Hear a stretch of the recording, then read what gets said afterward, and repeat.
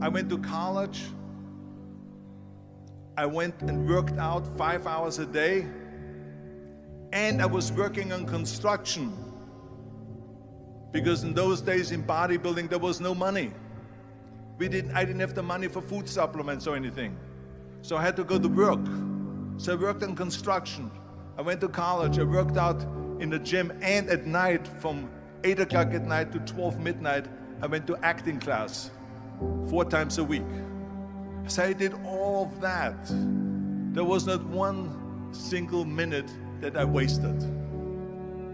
And this is why I'm standing here today.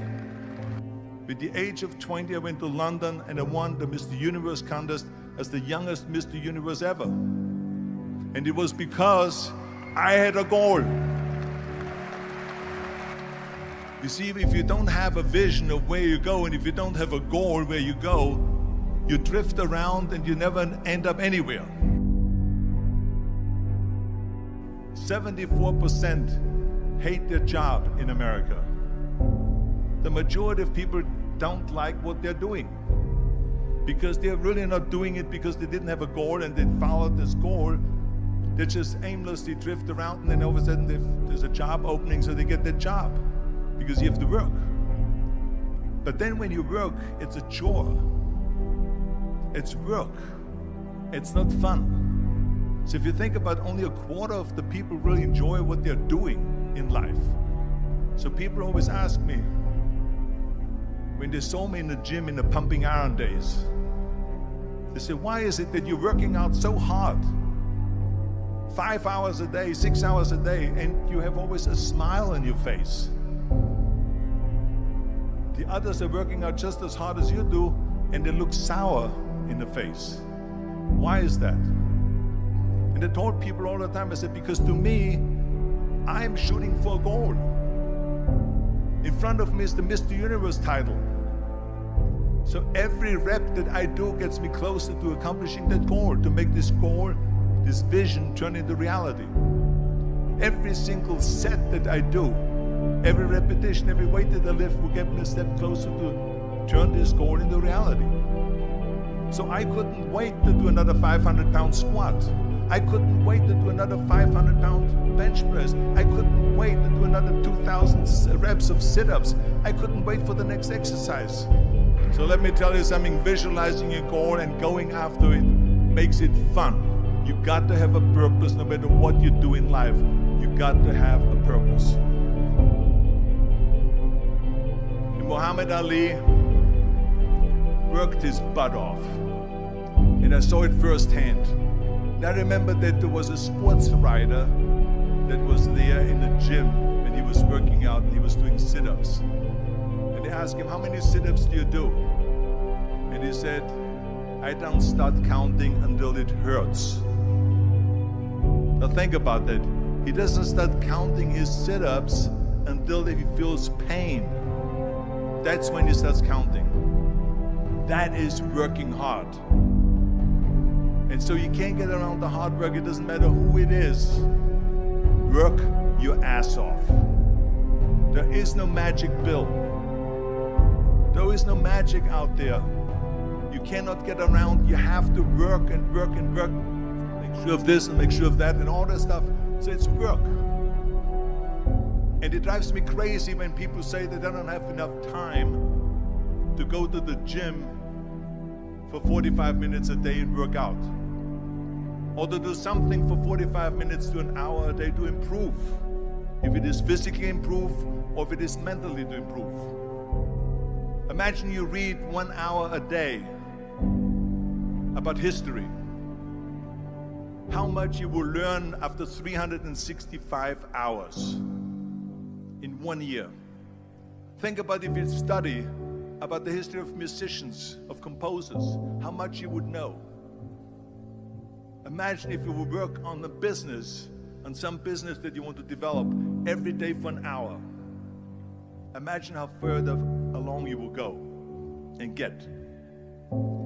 So it drives me nuts because when people say we don't have the time, we have 24 hours a day.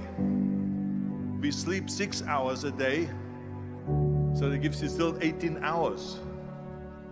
There's someone shaking their head out here in front. They say probably, I don't sleep 6 hours, I sleep 8 hours, right? Or just sleep faster. So we have 18 hours a day. The average person works around 8 to 10 hours. So let's assume it's 10 hours, so we have 8 hours left. Then you travel around an hour a day, maybe 2 hours a day. So now you have still 6 hours left.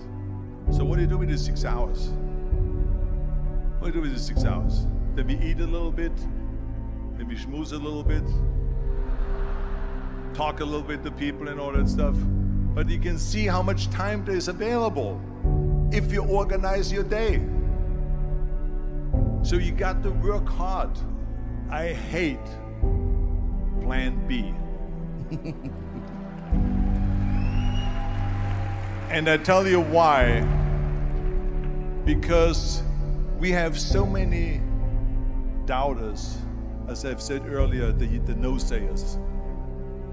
We have so many of those people that say no and you can't do it, that's impossible.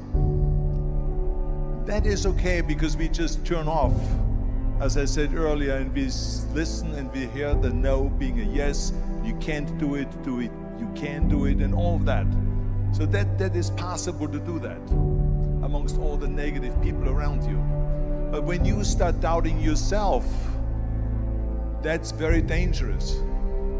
Because now what you're basically saying is that if my plan doesn't work,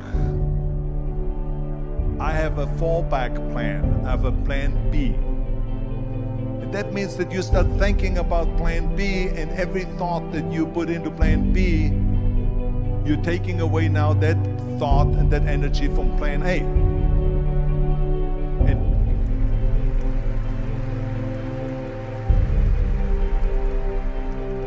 And it's very important to understand that we function better if there is no safety net, because plan B becomes a safety net. It says that if I fail, then I fall and I get picked up and I have something else there that will protect me. And that's not good, because people perform better when there's no safety net. People perform better in sports and everything else if you don't have a plan B. I'm telling you, I've never ever had a plan B. I made a full commitment that I'm gonna go and be a bodybuilding champion. I made a full commitment that I'm gonna be in America. I made a full commitment that I'm gonna get in the show business and I'm going to be a leading man. No matter what it takes, I will do the work. I will do the work over and over and over until I get it. And the same was in politics and everything like that. So to me, it is very dangerous to have a plan B, because you're cutting yourself off from the chance of really succeeding. And the reason, one of the main reasons why people want to have a plan B is because they are worried about failing. What is if I fail, then I don't have anything else? Well, let me tell you something, don't be afraid of failing, because there's nothing wrong with failing. You have to fail in order to climb that ladder. There's no one that doesn't fail. Michael Jordan said in one of his interviews, when they said, "You're unbelievable, you're the greatest basketball player of all times." I mean, tell me about that. And he says, well, you're just mentioning the successes. But he says, for me to become the greatest basketball player, I missed 9,000 shots when I was playing basketball at the NBA games. So during these games that he was so successful, he missed 9,000 shots. Does it make him a failure? No. He's one of the greatest basketball players of all times, but he failed 9,000 times. Do you get it? We all fail. It's okay.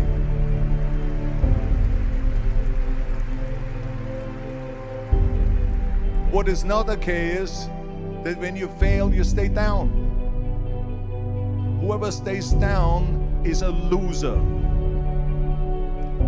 And winners will fail and get up. Fail and get up. Fail and get up. You always get up. That is a winner. That is a winner.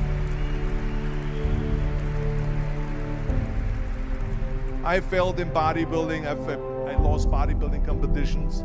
I lost powerlifting competitions. I lost weightlifting competitions. I had movies that went in the toilet and that were terrible and got the worst reviews. And in politics, I remember I had many of the initiatives on the ballot, and we lost. My approval rating in California went down to 28%, and then it went back up again, and I won again the governorship. Hey, we all lose. We all have losses. This is okay, and this is why I say don't be worried about losing, because when you're afraid of losing, then you get frozen. You get stiff, you're not relaxed. You got to be, in order to perform well in anything, if it's in boxing or if it is on your job or with your thinking, is only happening when you relax. So relax. It's okay to fail. Let's just go all out and give it everything that you got. That's what it is all about. So don't be afraid.